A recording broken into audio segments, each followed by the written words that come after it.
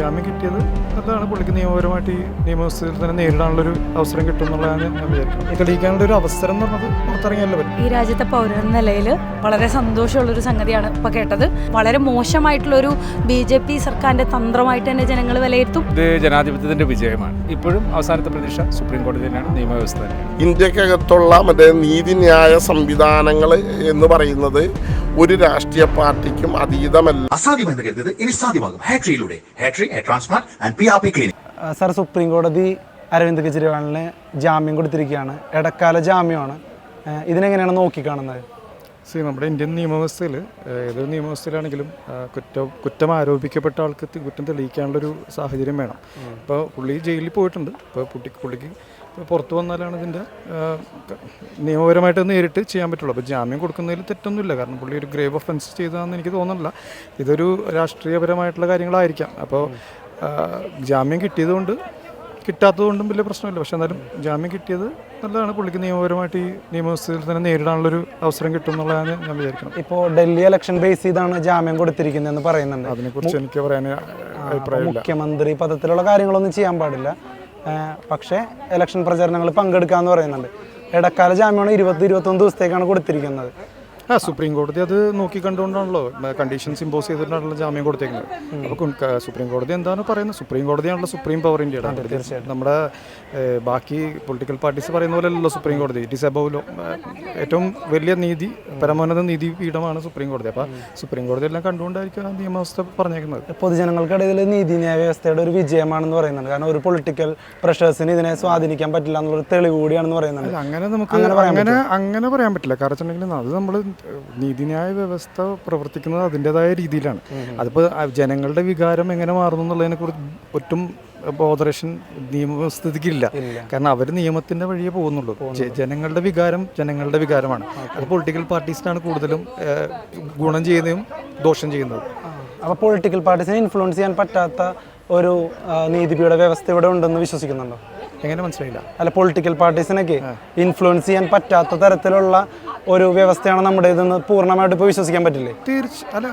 Political പാർട്ടീസിനെ base ചെയ്തുകൊണ്ടൊരു നിയമവ്യവസ്ഥയാണെങ്കിൽ ആ നാട്ടിൽ നിയമവ്യവസ്ഥ ഇല്ല എന്ന് തന്നെ പറയാൻ പറ്റുള്ളൂ. കാരണം നിയമവ്യവസ്ഥ എന്ന് വെച്ചാൽ സാധാരണ ആൾക്കാർക്ക് നിയമം നടപ്പാക്കണമെങ്കിൽ അതിനൊരു ബാഹ്യ സമ്മർദ്ദമൊന്നും പാടില്ല. എന്താണോ നീതി അത് കോടതി പോയി നടപ്പാക്കണം. അല്ലാണ്ട് ഒരാളുടെ ഇൻഫ്ലുവൻസിൽ പറഞ്ഞുകൊണ്ട് ചെയ്തുകൊണ്ട് അന്ന് പിന്നെ കോടതി പോകേണ്ട കാര്യമില്ല. അപ്പോൾ ഞാനങ്ങനെ വിശ്വസിക്കുന്നു. അപ്പോൾ ഈ ഒരു ഇടക്കാല ജാമ്യം അരവിന്ദ് കെജ്രിവാളിന് സ്വന്തം നീതി ഉറപ്പാക്കാനുള്ളൊരു അവസരം കൂടി ആയിരിക്കുമോ? തിരിച്ചു വരാനുള്ള അവസരം. കാരണം ഒരു ജാമ്യം കിട്ടിയാലല്ലേ പുറത്ത് വന്നിട്ട് പുള്ളിക്ക് അത് നിയമപരമായിട്ട് നേരിടാൻ പറ്റുള്ളൂ. അതിപ്പോൾ എന്ത് കേസിൽ അകപ്പെട്ട വ്യക്തിയാണെങ്കിലും അയാൾക്കൊരു അവസരം കിട്ടണം. അയാളുടെ ആരോപിക്കപ്പെട്ട കുറ്റം അയാൾക്ക് തെളിയിക്കണം. അതല്ലെങ്കിലും തെളിയിക്കാനുള്ള ഒരു അവസരം എന്ന് പറഞ്ഞത് പുറത്തിറങ്ങിയാൻ പറ്റുള്ളൂ. അപ്പോൾ അങ്ങനെയാണ് എന്നെ നോക്കി കാണുന്നല്ലേ? Okay, thank you. പേര് Natraj. Okay, Natraj, thank you sir. ഇപ്പോൾ ഡൽഹി മുഖ്യമന്ത്രി അരവിന്ദ് കെജ്രിവാളിന് സുപ്രീം കോടതി ഇടക്കാല ജാമ്യം അനുവദിച്ചിരിക്കുകയാണ്. ഇതിനെങ്ങനെയാണ് നോക്കി കാണുന്നത്? ഈ രാജ്യത്തെ പൗരൻ എന്ന നിലയിൽ വളരെ സന്തോഷമുള്ളൊരു സംഗതിയാണ് ഇപ്പോൾ കേട്ടത്. ജുഡീഷ്യറി സംവിധാനത്തിന് മുഴുവനും കാൽക്കീഴിലിട്ട് ഭരിക്കാവുന്നൊരു ധാരണ BJPക്കും അല്ലെങ്കിൽ RSS സംഘപരിവാറിനുള്ളൊരു അജണ്ടയുമാണ്. അതാണ് അവർ നടത്തിക്കൊണ്ടിരിക്കുന്നത്. അതിനൊരു വലിയ തിരിച്ചടിയായിട്ടാണ് ഞാനിത് കാണുന്നത്. മാത്രമല്ല, അദ്ദേഹത്തിന് മുഖ്യമന്ത്രി പദത്തിലിരുന്ന് ചെയ്യാൻ പറ്റുന്ന കാര്യങ്ങൾ പറ്റില്ലെങ്കിൽ കൂടെയും ഇനിയുള്ള കേസിൻ്റെ ഭാവിയിലുള്ള വിസ്താരവും കാര്യങ്ങളും വരുമ്പോൾ അതിന് വൻ ഒരു തിരിച്ചടി തന്നെ ഉണ്ടാവും എന്നാണ് പ്രതീക്ഷിക്കുന്നത്. ഇപ്പോൾ കെജ്രിവാൾ അകത്തുപോയി തിരിച്ചു വരുമ്പോൾ അത് ഇനിയുള്ള ഡൽഹി തെരഞ്ഞെടുപ്പിനേക്ക് അത് വളരെ പോസിറ്റീവായിരിക്കും. കാരണം എന്താ വെച്ചാൽ ആം ആദ്മി പാർട്ടി എന്നുള്ളതല്ല വിഷയം. അദ്ദേഹം ഒരു രാജ്യത്തെ പൗരനാണ്. അദ്ദേഹത്തിൻ്റെ ഈ പൗരൻ എന്ന നിലയ്ക്ക് അദ്ദേഹത്തിന് ഇത്തരത്തിൽ ഇങ്ങനെ ഒരു രാഷ്ട്രീയം ഉള്ള ഒറ്റ കാരണം കൊണ്ടാണ് അദ്ദേഹത്തിന് ഇതുപോലെ ഇങ്ങനൊരു കാര്യത്തിൽ അദ്ദേഹത്തിനെ ജയിലിൽ അകത്താക്കുന്നത് പോലും.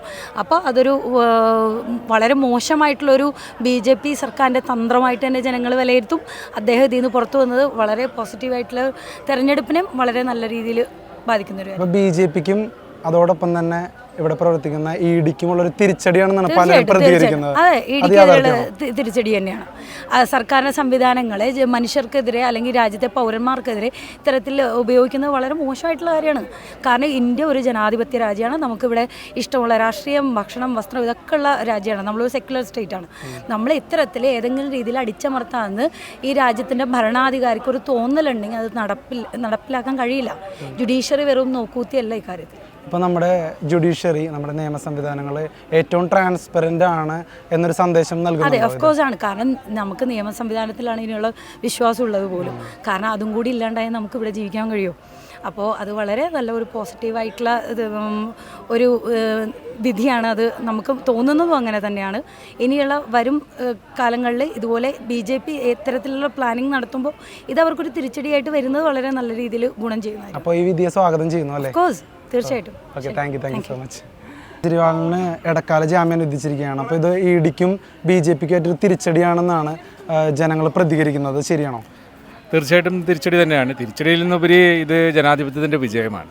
അപ്പോൾ സുപ്രീം കോടതി നമ്മുടെ ഭരണഘടനാ മൂല്യങ്ങൾ ഉയർത്തിപ്പിടിച്ചുകൊണ്ട് കാര്യങ്ങളെ ഗൗരവമായി സമീപിക്കുന്നു എന്നുള്ള സന്ദേശം നമ്മളെ അവസാനത്തെ പ്രതീക്ഷയായ സുപ്രീം കോടതി ഇനിയും അത് കാത്തുസൂക്ഷിക്കും എന്നുള്ള ഒരു പ്രതീക്ഷ നൽകുന്ന വിധി തന്നെയാണ്. ഇത് സ്വാഗതാർഹമാണ്. ജനാധിപത്യത്തിൻ്റെ വിജയമാണ്. ഇത് സ്വച്ഛാധിപത്യപരമായ ഒരു കേന്ദ്ര സർക്കാരിനെതിരെയുള്ള അവർക്ക് തിരിച്ചറിവ് ഉണ്ടാവേണ്ട വിധി കൂടിയാണ്. അപ്പോൾ തങ്ങൾക്ക് അനുകൂലമായി നിൽക്കാത്തവരെ നിയമവ്യവസ്ഥ ഉപയോഗിച്ച് വകവരുത്താം എന്നുള്ള ഫാസിസ്റ്റ് നിലപാടിനെതിരെയുള്ള ഒരു സന്ദേശം കൂടിയാണോ അത്? തീർച്ചയായിട്ടും, അതിന് സംശയമൊന്നുമില്ലല്ലോ. അപ്പോൾ നമ്മുടെ നിരന്തരമായിട്ട് കഴിഞ്ഞൊരു മോദി സർക്കാരിൻ്റെ ഭരണകാലത്ത് തുടർന്നു വന്ന എല്ലാ നയങ്ങളും സമൂഹത്തെ, മനുഷ്യനെ, വ്യക്തികളെ ബാധിക്കുന്ന എല്ലാ വിഷയങ്ങളിലും അവർ തിരഞ്ഞെടുത്ത രീതികൾ പരിശോധിച്ചാൽ നമുക്ക് തീർച്ചയായിട്ടും മനസ്സിലാക്കാൻ കഴിയുന്നത് ഇത് ജനാധിപത്യ വിരുദ്ധമായ ഒരു സർക്കാർ തന്നെയാണ്. അവർ ജനാധിപത്യത്തിന് വില കൽപ്പിക്കുന്നില്ല, ഭരണഘടനയെ വില കൽപ്പിക്കുന്നില്ല. ഇപ്പം നമ്മുടെ നിയമവ്യവസ്ഥ എല്ലാത്തരം പൊളിറ്റിക്കൽ ഇൻഫ്ലുവൻസുകൾക്ക് അപ്പുറമായി പ്രവർത്തിക്കുന്ന ഒന്നാണെന്നുള്ളൊരു സന്ദേശവും ഇതിലില്ലേ? എന്നൊന്നുമല്ല ഇപ്പോഴും ഉണ്ടാവണമെന്ന് നിർബന്ധം ഉണ്ടായ അത് അങ്ങനെയാണ് നമ്മൾ ആഗ്രഹിക്കുന്നത്. പക്ഷെ അങ്ങനെ ആവണമെന്ന് നിർബന്ധമൊന്നുമില്ല. അത് ചരിത്രത്തിൽ ഒരുപാട് ഉദാഹരണങ്ങളുണ്ട്. ഭരണ സംവിധാനം കോടതികളെ നിഷ്ക്രിയമാക്കുന്ന ഒരുപാട് ഉദാഹരണങ്ങൾ ഇതിനു മുമ്പും നമുക്ക് ചരിത്രം പരിശോധിച്ചാൽ മനസ്സിലാക്കാൻ കഴിയും. പക്ഷേ ഇപ്പോഴും അവസാനത്തെ പ്രതീക്ഷ സുപ്രീം കോടതി തന്നെയാണ്, നിയമവ്യവസ്ഥ തന്നെയാണ്. ഇപ്പം ഇനി വരാൻ പോകുന്ന പഞ്ചാബ്, ഹരിയാന, ഡൽഹി പോലുള്ള തെരഞ്ഞെടുപ്പുകളിൽ ഇപ്പോൾ അരവിന്ദ് കെജ്രിവാളിൻ്റെ ജാമ്യം ഇൻഫ്ലുവൻസ് ചെയ്യുമെന്ന് വിചാരിക്കുന്നുണ്ടോ? തീർച്ചയായിട്ടും അത് ഇപ്പോൾ ജനാധിപത്യത്തെ ഗൗരവമായി കാണുന്ന, ഭരണഘടനയെ ഗൗരവമായി വായിക്കുന്ന ഏതൊരാൾക്കും തോന്നാവുന്ന അഭിപ്രായം തന്നെയായിരിക്കും. ഇപ്പോൾ അകത്ത് പോയിട്ട് വന്ന കെജ്രിവാൾ കൂടുതൽ ശക്തനായി എന്നുള്ളൊരു അഭിപ്രായം സാറിനുണ്ടോ? അങ്ങനെ എനിക്ക് തോന്നുന്നില്ല. പക്ഷേ ഈ കേന്ദ്ര ഗവൺമെൻറ്റിൻ്റെ ജനാധിപത്യ വിരുദ്ധ നിലപാടുകളെ തുറന്നു കാണിക്കാനായിട്ട് അത് സഹായിക്കും. Okay, thank you so much. Sir, Arvind കെജ്രിവാളിന് സുപ്രീം കോടതി ഇടക്കാല ജാമ്യം അനുവദിച്ചിരിക്കുകയാണ്. ഈ ഒരു സുപ്രീം കോടതി വിധി എങ്ങനെയാണ് നോക്കിക്കാണുന്നത്? അതായത് ഒരു അഭിഭാഷകനുള്ള രീതിയിൽ നോക്കുമ്പം ഇന്ത്യയിലെ നീതിന്യായ സംഹിത മറ്റേന്താണ് ഒരു മുഖ്യമന്ത്രിക്ക് ജാമ്യം എന്തായാലും നൽകിയിട്ടുണ്ട്. ഇവിടെ RSSും സംഘപരിവാറും BJPയും കൃത്യമായി അവരുടെ സംവിധാനങ്ങൾ ഉപയോഗിച്ചുകൊണ്ട് ബാക്കിയുള്ള രാഷ്ട്രീയ പാർട്ടികൾക്കെതിരായിട്ട് നടത്തിക്കൊണ്ടിരിക്കുന്ന, അതായത് ED ആണെങ്കിലും എൻഫോഴ്സ്മെൻ്റ് ആണെങ്കിലും ബാക്കിയുള്ള കാര്യങ്ങൾ വെച്ചുകൊണ്ട് ഞങ്ങളുടെ കൂടെ അല്ലാത്തവരെല്ലാവരെയും ഞങ്ങൾ എന്ത് ചെയ്യും, ചോദ്യം ചെയ്യും, ലോക്ക് ചെയ്യും എന്നുള്ള സംവിധാനത്തിന് എതിരായി കേരളത്തിലെയും ഇന്ത്യയിലെയും നീതിന്യായ സംവിധാനം എടുത്തിരിക്കുന്ന ഒരു ഓപ്പണായൊരു നിലപാടാണത്. നമുക്കറിയാൻ ഈ BJPയുടെ കൂടെ നിൽക്കാത്ത ആളുകൾക്കെതിരായിട്ട് കൃത്യമായി BJPയുടെ സംവിധാനം ഉപയോഗിച്ചുകൊണ്ട്, കേന്ദ്ര സർക്കാരിൻ്റെ സംവിധാനം ഉപയോഗിച്ചുകൊണ്ട് ED ഉൾപ്പെടെയുള്ളവർ വെച്ചുകൊണ്ട് നോട്ടീസ് കൊടുക്കുക, ചോദ്യം ചെയ്യുക. എന്നാൽ ഈ ആളുകൾ പിറ്റേ ദിവസം പോയി BJPയിൽ ചേർന്നാൽ ഇന്നേ വരെയുള്ള അഴിമതി ഉൾപ്പെടെയുള്ള എല്ലാ കേസുകളും ഇല്ലാതാവുന്നൊരു സംവിധാനം ഇന്ത്യക്കകത്തുണ്ട്. നമുക്ക് ആവശ്യം എന്ന് പറയുന്നത് സ്വാതന്ത്ര്യം, ജനാധിപത്യം, സോഷ്യലിസം. അതായത് 1950 ഇന്ത്യ എന്ന് പറയുന്നൊരു രാജ്യത്തിനകത്ത് കോൺസ്റ്റിറ്റ്യൂഷൻ രൂപം കൊടുത്ത് പറഞ്ഞത് we the people of India having solemnly sovereign secular എന്ന് പറഞ്ഞ രീതിയിൽ ഞാനെന്ത് ചെയ്യണം, ഞാനെന്ത് ആഹാരം കഴിക്കണം, ഞാനെന്ത് ഉടുക്കണം എന്ന് തീരുമാനിക്കാനുള്ള നമ്മുടെ പരമാധികാരത്തിന് RSSും സംഘപരിവാറും ചോദ്യം ചെയ്യുമ്പം ഇവിടുത്തെ മാധ്യമങ്ങൾ ഉൾപ്പെടെ അതായത് ഇവിടുത്തെ മാധ്യമങ്ങൾ ഉൾപ്പെടെ പെയ്ഡായിട്ട് നരേന്ദ്രമോദിക്ക് വേണ്ടി നിൽക്കുന്നൊരു സാഹചര്യമുണ്ട്. ആ സാഹചര്യത്തിൽ നിന്ന് മാറിയിട്ട് നമുക്ക് എന്താണ് പറയാനുള്ളത് നമ്മളതെല്ലാം പറയാനും കേൾക്കാനും, അതായത് അങ്ങോട്ടും ഇങ്ങോട്ടും നമ്മുടെ രാഷ്ട്രീയമോ നമ്മുടെ മതമോ എല്ലാം പറയാനുള്ള ഇതുണ്ട്. കാരണം ഇന്ത്യക്കകത്ത് മറ്റേതാണ് ക്രിസ്ത്യാനികളും മുസ്ലിങ്ങളും അതുപോലെ തന്നെ ഹിന്ദുക്കളും എല്ലാവരും ഉണ്ട്. എന്ന് വെച്ചിട്ടുണ്ടെങ്കിൽ എല്ലാ മതങ്ങളും പറയുന്നതറിയോ സഹിഷ്ണുത എന്ന് പറയുന്നതാണ് പറയുന്നത്. കാരണം ഖുർആൻ ആരംഭിക്കുന്നത് എന്നുണ്ടെങ്കിൽ വായിക്കുക എന്ന് പറഞ്ഞിട്ടാണ്. അപ്പോൾ എന്നുണ്ടെങ്കിൽ ഈ പറഞ്ഞ രീതിയിൽ മറ്റേതാണ് ഹിന്ദുക്കളെയും ക്രിസ്ത്യാനികളെയും മുസ്ലിങ്ങളും അവരാഗ്രഹിക്കുന്ന നാളെ പാഴ്സിയോ സിക്കോ എന്തോ ആയിക്കോട്ടെ അവരാഗ്രഹിക്കുന്ന രീതിയിൽ അവർക്ക് അമ്പലത്തിൽ പോകണോ പള്ളിയിൽ പോകണോ അവർക്ക് എങ്ങാനും പ്രാർത്ഥിക്കണം. ഇതെല്ലാത്തിനും അപ്പുറമാണ് രാഷ്ട്രീയം എന്ന് പറയുന്നത്. ആ രാഷ്ട്രീയത്തിനകത്ത് നമുക്ക് തോന്നുന്ന ആളുകൾക്ക് മാത്രം കൃത്യമായി വോട്ട് ചെയ്യാനുള്ളൊരു സംവിധാനം ഈ രാജ്യത്തിനകത്തുണ്ടാകണം. ലോകത്തിലെ ഏറ്റവും വലിയ ജനാധിപത്യ സംവിധാനമുള്ള ഇന്ത്യ എന്ന് പറയുന്ന ഒരു ജനാധിപത്യ രാജ്യത്തിനകത്ത് ഫാസിസവും ഏകാധിപത്യമായിട്ടുള്ള ഭരണവും ഉണ്ടാകരുതെന്നാണ് ആഗ്രഹിക്കുന്നത് അഭിഭാഷകൻ എന്നുള്ള രീതിയിൽ ഞങ്ങൾ. ഇഡിക്കും BJPക്കും കിട്ടിയൊരു തിരിച്ചടിയാണെന്നാണ് പ്രതികരിക്കുന്നത്. കാരണം എന്താണ് നിലവിൽ ഇന്ത്യക്കകത്തുള്ള മറ്റേതാണ് ജുഡീഷ്യറിയെ, കാരണം ലോകത്തിലെ ഏറ്റവും ട്രാൻസ്പെറൻ്റ് ആയിട്ടുള്ളൊരു ജുഡീഷ്യൽ സംവിധാനമാണ് ഇന്ത്യക്കകത്തുള്ളത്.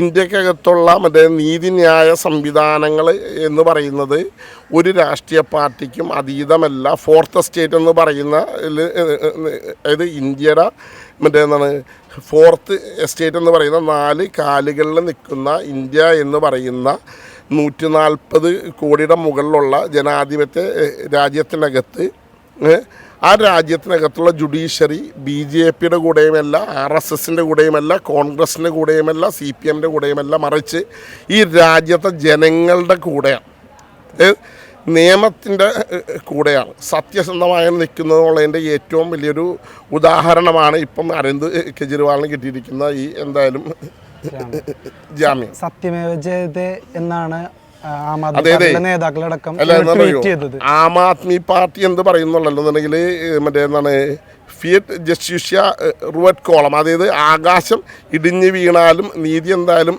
നടപ്പിലാക്കണമെന്നാണ് പറയുന്നത്. പക്ഷേ ആകാശം ഒരിക്കലും ഇടിഞ്ഞു വീഴുകയില്ല, നീതി എന്തായാലും നടപ്പിലാവുകയില്ല. പക്ഷേ എങ്കിൽ പോലും അതിൻ്റെ എല്ലാം മുകളിൽ നിന്നുകൊണ്ട് ഇന്ത്യൻ ജുഡീഷ്യറിക്കകത്തുള്ള സുപ്രീം കോടതിയിലെ ജഡ്ജിമാർ, മറ്റേ കേരളത്തിലും രാജ്യത്തിനകത്തുള്ള ജില്ലാ ജഡ്ജിമാർ, മുൻസിഫുമാരെല്ലാവരും അവർ ഏൽപ്പിച്ചിരിക്കുന്ന ഉത്തരവാദിത്വം നിയമം എല്ലാത്തിനും രാഷ്ട്രീയത്തിനും മതത്തിനും ബന്ധത്തിനും അതീതമായി സംരക്ഷിക്കുന്ന ഒരു രാജ്യമാണ് ഇന്ത്യ. ഇനിയും നമ്മുടെ ജുഡീഷ്യൽ ഓഫീസർമാർ ഇതുപോലെ തന്നെ മുന്നോട്ട് എങ്ങാനും പോയിട്ടുണ്ടെങ്കിൽ ഈ രാജ്യത്ത് സമാധാനവും സത്യസന്ധതയും ഉണ്ടാവും. സാർ, പിന്നെ ഒരു സംശയം കൂടി, അതായത് കെജ്രിവാളിന് ഇപ്പോൾ മുഖ്യമന്ത്രി പദത്തിൽ ഇരുന്നുകൊണ്ടുള്ള കാര്യങ്ങളൊന്നും ചെയ്യാൻ സാധിക്കില്ല എന്നും പക്ഷേ പ്രചരണത്തിന് ഇറങ്ങാം എന്നും പറയുന്നുണ്ട്. അപ്പോൾ ഇതൊരു ഇടക്കാല ജാമ്യമാണ്, ഒരു 20-21 ദിവസത്തെ ജാമ്യമാണ്. അപ്പോൾ ഇത് വലിയ വ്യത്യാസം ഉണ്ടാക്കില്ല എന്ന് BJP നേതാക്കളടക്കം പറയുന്നുണ്ട്. അതിൻ്റെ വസ്തുത എന്താണ്? അല്ല, കാരണം BJP ആഗ്രഹിക്കുന്നത് എന്താണ് എന്ന് വെച്ചിട്ടുണ്ടെങ്കിൽ ഈ രാജ്യത്തിനകത്ത് ഞങ്ങൾ വിചാരിക്കുന്ന രീതിയിലുള്ള കാര്യങ്ങൾ മാത്രം നടത്തുക.